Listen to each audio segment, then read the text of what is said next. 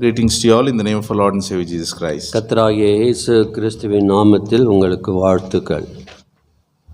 Before we go to worship the Lord, let us turn our Bibles to Psalm 23. சங்கீதம் 23ஆம் அதிகாரத்திற்கு ஆராதனைக்கு போகும் முன்பாக திருப்பிக் கொள்வோம்.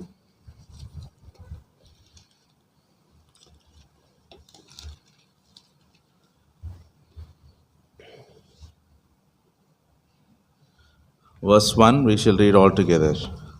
1ஆம் வசனத்தை இணைந்து எல்லாரும் சேர்ந்து வாசிக்கலாம். సంగీతం 23:1 కీర్తనలు 23 ఒకటే వాక్యం అందరూ కలిసి చదువుకుంటాం. The Lord is my shepherd, I shall not நான் want. தாட்சி அடையேன். John chapter 4, யோவான் 4ஆம் அதிகாரம்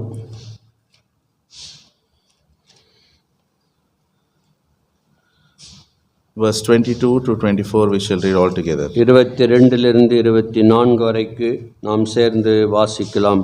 யோவான் 4:22 నుండి 24 వరకు కలిసి చదువుకుంటాం.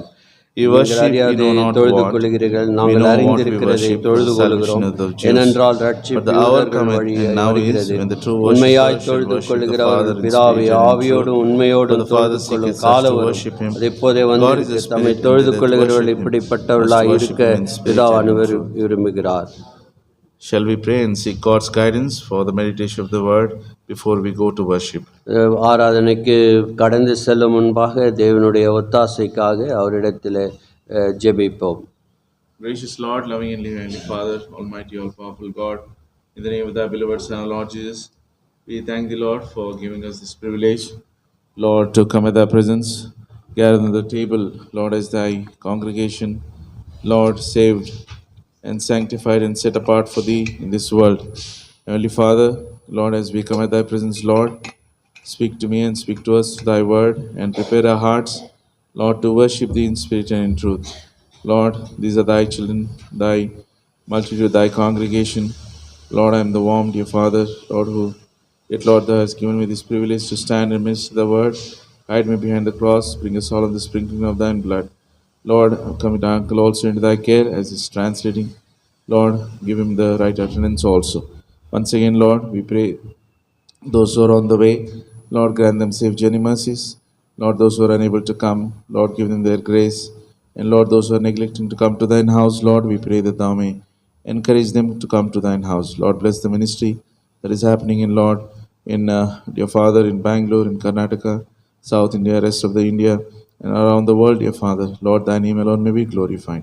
Be with us, lead us, and guide us, committing our bodies, mind, soul, and spirit in the subjection of thy Spirit, binding the powers of darkness, sin and unseen in Jesus' name, as we offer this prayer with thanksgiving in the most highly exalted name of our Lord and Savior Jesus Christ. Amen.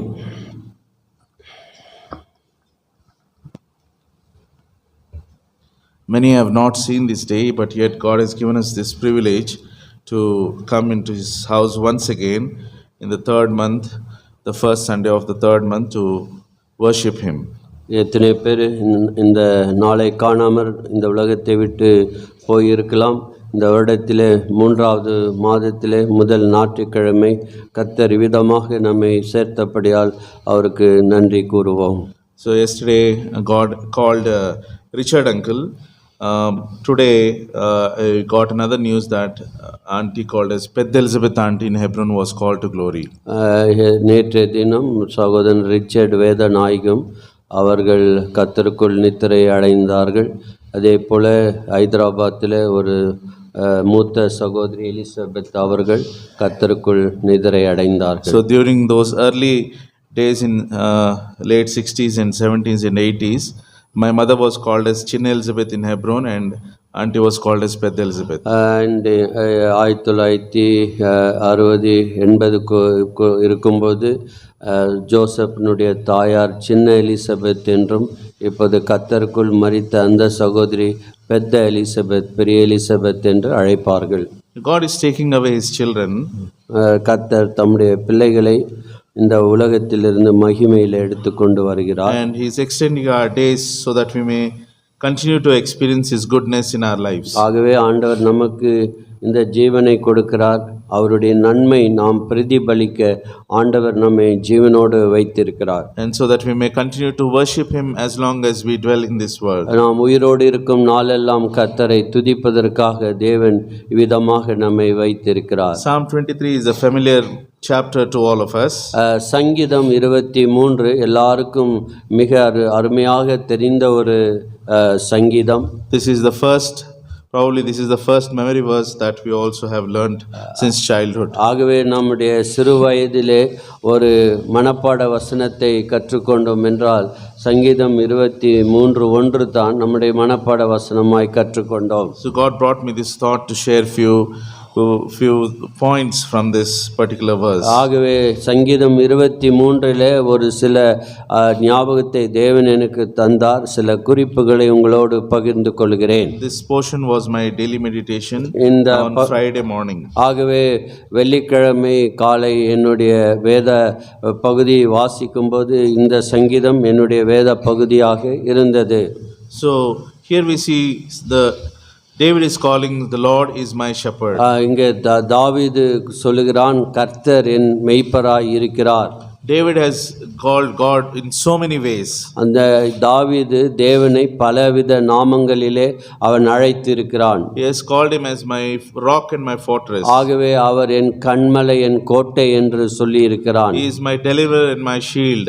அவர் என்னை விடுவிக்கிறவர், என்னுடைய கேடகம் என்று சொல்லி இருக்கிறார். He is the horn of my salvation. அவர் என் இரட்சணிய கொம்பு என்று அவரை விவரித்திருக்கிறார். He is a stronghold and refuge. ஆகவே அவரை அடைக்கலமும் அந்த அனுகூலமான தஞ்சமான இடமாக இருக்கிறார் என்று கூறுகிறான். All this David was able to call because he was having this personal experiences with his Savior. ஆகவே தாவீதுக்கு இவைகள் எல்லாம் சொல்ல வேண்டும் என்றால் அவனுடைய தனிப்பட்ட வாழ்க்கையிலே இவைகள் அனுபவங்களாக இருந்தன. Nobody taught David that God is our rock. தாவீதுக்கு யாரும் சொல்லி கொடுக்கவில்லை, கர்த்தர் நம்முடைய கண்மலையாய் இருக்கிறார் என்று சொல்லி கொடுக்கவில்லை. Through his experience he learned that he was able to stand on the rock. ஆகவே அவருடைய அனுபவத்திலிருந்து கர்த்தர் ஒரு கண்மலை போல எனக்கு இருக்கிறார், நான் அவர் மேலே நிற்கிறேன் என்று சொல்லக்கூடியவனாய் மாறினான். Through all the deliverances that he was able to receive from the Lord, he was able to call God as my deliverer and my fortress. ஆகவே தாவீதுக்கு வந்த அநேக காரியங்களிலே தேவன் அவனை எப்படி ரட்சித்தார், எப்படி விடுவித்தார், எப்படி பாதுகாத்தார் என்று அவன் விடுவிக்கிறவர், ரட்சகர், கோட்டை என்று சொல்கிறான். So in the same way today you and I also have to proclaim the goodness of God through the experiences that we go through in our lives. ஆகவே நாமும் கூட நாம் போகும் வழியிலே நம்முடைய வாழ்க்கையிலே அனுபவிக்கிற சந்தர்ப்பங்களிலே தேவன் நமக்கு எப்படிப்பட்டவராய் இருக்கிறார் என்று நாமும் தாவீதை போல சொல்ல வேண்டியவர்களாய் இருக்கிறோம். Here the psalmist is saying the Lord is my shepherd. இங்கே சங்கீதக்காரன் சொல்கிறான், கர்த்தர் என் மேய்ப்பராக இருக்கிறார். And who is my shepherd and your shepherd? உன்னுடைய மேய்ப்பன் என்னுடைய மேய்ப்பன் யார்? This Lord Jesus Christ is our shepherd. ஆகவே கர்த்தராகிய இயேசு கிறிஸ்து உன் மேய்ப்பர் என் மேய்ப்பராக இருக்கிறார். He said I am the good shepherd. அவர் சொல்லுகிறார், நானே நல்ல மேய்ப்பன். So firstly we see that God sent our Lord Jesus Christ into this world to save you and I. ஆகவே கர்த்தராகிய இயேசு கிறிஸ்துவை பிதாவானவர் அனுப்பினார் உன்னை என்னை ரட்சிப்பதற்காக. That means God has chosen you and I so that we may be saved and come into the sheepfold of our shepherd Lord Jesus Christ. ஆகவே உன்னை என்னை ரட்சித்து இயேசு கிறிஸ்து மேய்ப்பனாக இருந்து அவர் மந்தைக்குள்ளே நாம் வர அவர் அப்படி செய்தார். Ezekiel chapter 34. எசேக்கியேலின் புத்தகம் 34ஆம் அதிகாரம் verses 11 and 12. Ezekiel 34 11 12 34 11 12. For thus saith the Lord God, behold, I, even I, will both search my sheep and seek them out, as a shepherd seeketh out his flock in the day that he is among his sheep that are scattered. So will I seek out my sheep, and will deliver them out of all places where they have been scattered in the cloudy and dark day. கர்த்தராகிய ஆண்டவர் சொல்கிறது என்னவென்றால், இதோ நானே என் ஆடுகளை விசாரித்து அவைகளை தேடி பார்ப்பேன். ஒரு மேய்ப்பன் சிதறுண்ட தன் ஆடுகளின் நடுவே இருக்கிற நாளில் தன் மந்தை தேடிக்கொண்டிருக்கிறது போல நான் என் ஆடுகளை தேடி மப்பும் மந்தாருமான நாளிலே அவைகள் சிதறுண்டு போன எல்லா இடங்களிலுமிருந்து அவைகளை தப்பி வரப்பண்ணி. So we were scattered in this world. நாம் இந்த உலகத்திலே இங்கும் அங்குமாக சிதறடிக்கப்பட்டவர்களாயிருந்தோம். And we were drowning in our sinful condition. ஆகவே நாம் நம்முடைய பாவத்தினாலே முழுகி கொண்டிருந்தோம். In such a condition we were. அப்பேற்பட்ட ஒரு துர்பாக்கிய நிலைமையிலிருந்து And during that time the word of God says God so loved the world that he sent his beloved son, Lord Jesus Christ. கர்த்தராகிய இயேசு இந்த உலகத்தை எவ்வளவாய் நேசித்து இந்த தம்முடைய ஒரே பேரான குமாரனை இந்த உலகத்திற்கு அனுப்பி கொடுத்தார். This good shepherd came down and gave his life and he has brought us into his sheepfold. ஆகவே இந்த நல்ல மேய்ப்பன் தன் ஆடுகளுக்காக ஜீவனை கொடுத்து நம்மை அவருடைய மந்தைக்குள்ளே கொண்டு வந்தார். John 10:29. யோவான் 10:29, யோவான் 10:29. My Father which gave them me. ஆகவே அங்கே வாசிக்கிறோம், அவைகளை எனக்கு தந்த என் பிதா. So it is Heavenly Father who has desired that you and I should be saved from the eternal damnation and eternal hellfire and the wrath and the judgment that is to come upon us. ஆகவே தேவனுடைய கோபாக்கினை உக்கிர கோபாக்கினை நம் பேரில் இருந்தது. அந்த எரிகிற நரகம் நம்முடைய பங்காய் இருந்தது. இப்படிப்பட்ட நம்மை ஆண்டவர் அவருடைய கிருபையினாலே நம்மை அவருடைய ஆடுகளாக அவர் நம்மை தெரிந்து கொண்டார். The law could not save us. The law. இந்த நியாய பிரமாணம் நம்மை ரட்சிக்கவில்லை. But the greater grace and mercy and truth which came through the Lord Jesus Christ alone saved us. ஆகவே கிருபை சத்தியம் இரக்கமானது நம்மை அவர் இயேசு கிறிஸ்து மூலமாய் வந்த அந்த சத்தியத்தினாலே நாம் ரட்சிக்கப்பட்டு இருக்கிறோம். God knew that his wrath is very dangerous for us. அந்த God's wrath. கர்த்தருடைய உக்கிர கோபம் அது மிக கடுமையானது. But in his wrath he has mercy upon us and he has sent his beloved son, Lord Jesus Christ, as a good shepherd for you and I. ஆகவே அந்த உக்கிரத்திலிருந்து காப்பாற்ற இயேசு கிறிஸ்துவை இந்த உலக இரட்சகராக பிதாவானவர் அனுப்பி கொடுத்தார். And secondly, this good shepherd knows everything about you and I. ஆகவே இந்த நல்ல மேய்ப்பன் உன்னை பற்றி என்னை பற்றி எல்லா காரியங்களையும் அறிந்தவராயிருக்கிறார். John chapter 10 verse 14. யோவான் 10:14. யோவான் 10:14. I am the good shepherd and know my sheep and am known of mine. ஆகவே நானே நல்ல மேய்ப்பன், பிதா என்னை அறிந்திருக்கிறது போலவும் நான் பிதாவை அறிந்திருக்கிறது போலவும். We are not only the sheep of his pasture, but he knows everything about you and I. ஆகவே நாம் அவருடைய மேய்ச்சலின் ஆடுகளுமாய் இருப்பது மாத்திரமல்ல, அவர் நம்மை பற்றி அறிந்தவராக இருக்கிறார். So we can go to him at any time with our petitions. ஆகவே அவரிடத்தில் எந்த நேரத்திலும் நம்முடைய விண்ணப்பங்களை அவரிடத்திலே எடுத்து செல்லலாம். In Psalm 103 verse 14, David is saying, for he knoweth our frame and he remembereth that we are dust. ஆகவே சங்கீதம் 103 அங்கே 14 கவனிக்கும் போது நம்முடைய உருவம் இன்னதென்று அவர் அறிவார், நாம் மண் என்று நினைவு கூறுகிறார். And Jeremiah 1:5, before I formed thee in the belly I knew thee, and before thou camest forth out of the womb I sanctified thee and ordained thee as a prophet unto the nations. ஆகவே எரேமியா 1:5 எரேமியா குறித்து சொல்லும்போது, உன் தாயின் வயிற்றில் உருவாகும் முன்னே உன்னை அறிந்தேன், நீர் கர்ப்பத்திலிருந்து வெளிப்படும் முன்னே நான் உன்னை பரிசுத்தம் பண்ணி உன்னை ஜாதிகளுக்கு தீர்க்கதரிசியாய் கட்டளையிட்டேன் என்று சொன்னார். In Psalm 139 also David is beautifully writing that Lord knows everything about you and I. ஆகவே சங்கீதம் 139 கர்த்தர் நம்மை பற்றி எல்லாவற்றையும் அறிந்தவராய் இருக்கிறார் என்று கூறுகிறான். In verse 15 he says, my substance was not hid from thee. ஆகவே அங்கே சங்கீதம் 130, நான் உருவாக்கும் முன்னே என் கருவை நீர் உருவாக்கும் முன்னே நீர் என்னை பற்றி அறிந்திருக்கிறீர் என்று கூறுகிறான். Yeah, so Our good shepherd knows everything about you and I. ஆகவே அந்த நல்ல மேய்ப்பன் எல்லாவற்றையும் குறித்து அறிந்திருக்கிறார். Therefore we need to worship him. ஆகவே அந்த மேய்ப்பரை அந்த நாம் ஆராதிக்க வேண்டும். And thirdly, this good shepherd gave himself for you and I. ஆகவே இந்த மூன்றாவது இந்த நல்ல மேய்ப்பன் தன் ஜீவனை நமக்காக கொடுத்தார். So that you and I may be saved from the eternal hellfire. ஆகவே நாம் அந்த நித்திய ஆக்கினைக்கு எரிகிற நரகத்திலிருந்து தப்புவிக்க அவர் தன் ஜீவனை கொடுத்தார். John 10:11. ஆகவே யோவான் 10ஆம் அதிகாரம் 11ஆம் வசனம், யோவான் 10:11 I am the good shepherd giveth his life for the sheep.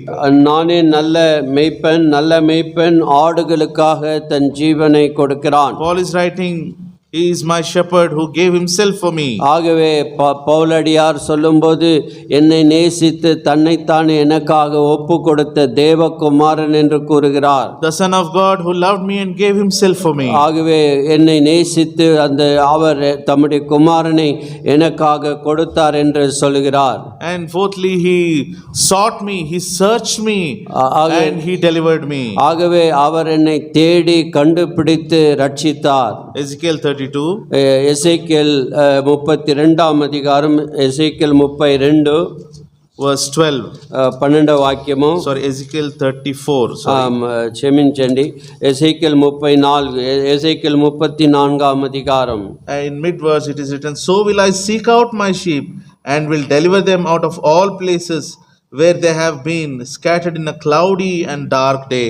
ஆகவே அங்கே நாம் படித்தோம் அல்லவா, அதே மப்பும் 12ஆம் வசனம், மப்பும் மந்தாரமுள்ள நாளிலே அவைகள் சிதறுண்டு போன எல்லா இடங்களிலிருந்தும் அவைகளை தப்பி வரப்பண்ணி. So we were living in darkness. நாம் இருளிலே அந்தகாரத்திலே வாழ்ந்தோம். He sought us. நம்மை தேடினார். We did not seek him. நாம் அவரை தேடவில்லை. He loved us and therefore he searched you and I and he delivered us from the darkness. உன்னை என்னை தேடி வந்து நாம் இருக்க நிலையிலிருந்து நம்மை காப்பாற்றி ரட்சித்தார். In 1 Peter 1 பேதுரு 2:25. 2ஆம் அதிகாரம் 25ஆம் வசனம், முதல் பேதுரு 2:25 For ye were as a sheep going astray, but are now returned unto the shepherd and the bishop of your souls. ஆகவே 1 பேதுரு 2:25 சிதறுண்ட ஆடுகளைப் போல் இருந்தீர்கள், இப்பொழுதோ உங்கள் ஆத்துமாக்களுக்கும் மேய்ப்பரும் கண்காணியமானவரிடத்தில் திருப்பப்பட்டு இருக்கிறீர்கள். He is the shepherd and the bishop of our souls. ஆகவே அவர் மேய்ப்பரும் கண்காணிப்பு உடையவராக இருக்கிறார். He is the one who takes care of us every day. ஆகவே அவர் அனுதினம் நம்மை பற்றி அக்கறை எடுத்துக் கொள்கிறார். I do not know how God has taken care of you, but I know, therefore I will worship him this morning. ஆகவே உன்னை பற்றி எனக்கு தெரியாது, என்னை பற்றி நான் சொல்ல முடியும், தேவன் என்னை எப்படி அக்கறை உள்ளவராய் என்னை அக்கறை எடுத்துக்கொண்டார் என்று நான் சொல்ல முடியும். He is not a hireling. அவர் கூலிக்கு வேலை செய்கிறவர் அல்ல. John 10:12 and 13, a hireling will just come and do his duty and go away. ஆகவே அங்கே பார்க்கிறோம், மேய்ப்பன் இராதவனும் ஆடுகளுக்கு தனக்கு சொந்தமானவனுமான கூலியால் ஓனாய் வருகிறதை கண்டு ஓடி போவான், பொறுப்பேற்றுக் கொள்ள மாட்டான். But he is our good shepherd and he is the bishop of our souls. ஆகவே அவர் நம்முடைய மேய்ப்பரும் கண்காணிப்புமாய் இருக்கிறார். He is willing to face any challenges on behalf of you and I. நமக்கு வரக்கூடிய எந்த சவாலையும் அவர் எடுத்துக்கொள்ள அவர் தயாராக இருக்கிறார். And fifthly, he is a good shepherd who has given me eternal life. ஆகவே அந்த நல்ல மேய்ப்பன் நித்திய ஜீவனை கொடுத்திருக்கிறார். John 10:27-28. யோவான் 10:27ஆம் வசனம், 27 and 28. 27-28. My sheep hear my voice, and I know them, and they follow me, and I give unto them eternal life, and they shall never perish, neither shall any man pluck them out of my hand. என் ஆடுகள் என் சத்தத்திற்கு செவி கொடுக்கிறது, நான் அவைகளை அறிந்திருக்கிறேன், அவைகள் எனக்கு பின் செல்கிறது, நான் அவைகளுக்கு நித்திய ஜீவனை கொடுக்கிறேன், அவைகள் ஒரு காலம் கெட்டு போவதில்லை, ஒருவனும் அவைகளை என் கையிலிருந்து பறித்து கொள்வதும் இல்லை. Here, what a hopeful words he is speaking on behalf of us. இங்கே பார்க்கிறோம் எவ்வளவு ஒரு நம்பிக்கை ஊட்டும் வார்த்தைகளை இயேசு கிறிஸ்து கூறுகிறார். He is saying, I give unto them eternal life, and they shall never perish. ஆகவே நான் அவைகளுக்கு நித்திய ஜீவனை கொடுக்கிறேன், அவைகள் ஒரு காலம் கெட்டு போவதில்லை. Once upon a time, our souls were perishing souls because of sinful condition. ஆகவே பாவத்தினுடைய விளைவினால் பாவம் என்னை அழித்து கொண்டிருந்தது.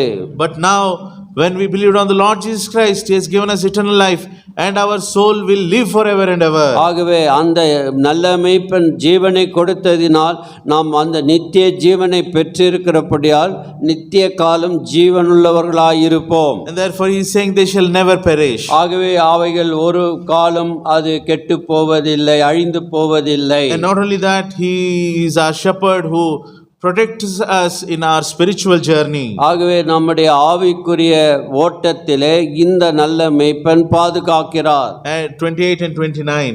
28 29 வாசிக்கும் போது யோவான் 10:28-29 చదివినప్పుడు Neither shall any man pluck them out of my hand. My Father which gave them me is greater than all, and no man is able to pluck them out of my Father's hand. நான் அவைகளுக்கு நித்திய ஜீவனை கொடுக்கிறேன், அவைகள் ஒரு காலம் கெட்டு போவதில்லை, ஒருவனும் அவைகளின் என் கையிலிருந்து பறித்து கொள்வதும் இல்லை. அவைகளை எனக்கு தந்த என் பிதா எல்லாரிலும் பெரியவராய் இருக்கிறார். அவைகளை என் பிதாவின் கையிலிருந்து பறித்து கொள்ள ஒருவனாலும் கூடாது. He is protecting us with His righteous right hand. ஆகவே தம்முடைய வலது கரத்தினால் நம்மை பாதுகாக்கிறார். He is protecting us in His arms. அவருடைய உள்ளங்கையிலே நம்மை பாதுகாக்கிறார். He is safeguarding us under His wings. அவருடைய இறகுகளின் சிறகுகளின் கீழே நாம் பாதுகாக்கப்படுகிறோம். And no man is going to pluck us out of the Father's hand. அவர் கையிலிருந்து நம்மை பறித்து கொள்ள ஒருவனாலும் முடியாது. In our spiritual journey we face so many challenges. ஆகவே நம்முடைய ஆவிக்குரிய பிரயாணத்திலே அநேக சவால்களை ஒன்றின் பின் ஒன்று சந்தித்துக் கொண்டிருக்கிறோம். But as long as we remain in His arms, as long as we remain under the protection of His wings, no one is able to take us away from Him. ஆகவே அவருடைய கைக்குள்ளாக அடங்கி இருக்கும்போது ஒருவனும் ஒரு காலம் நம்மை அவர் பறிக்க முடியாது. When the children of Israelites were saved, இஸ்ரவேல் ஜனங்கள் விடுவிக்கப்பட்ட பொழுது, when they were delivered out of the land of Egypt, அவர்கள் எகிப்தின் அடிமை தனத்திலிருந்து விடுவிக்கும் it பொழுது, was a 40 long years journey in the wilderness. அவர்கள் 40 ஆண்டுகள் வனாந்தர பிரயாணத்திலே போனார்கள். One after the other, God did mighty miracles in their lives. ஒன்றின் பின் ஒன்றாக தேவன் பல அற்புதங்களை அவர்கள் மத்தியிலே செய்தார். In the daytime as a pillar of cloud, in the night time as a pillar of fire, He was protecting them and watching over them and leading them and guiding them. பகலிலே மேக ஸ்தம்பமாக, இரவிலே அக்னி ஸ்தம்பமாக ஒவ்வொரு நிமிடமும் அவர்களை பாதுகாத்து போஷித்து வழி நடத்தினார். And no one was able to attack them in the wilderness. அவர்களை ஒருவனும் அந்த வனாந்தரத்திலே அவர்களை எதிர்கொள்ள முடியவில்லை. But the children of Israel perished in the wilderness. Why is it?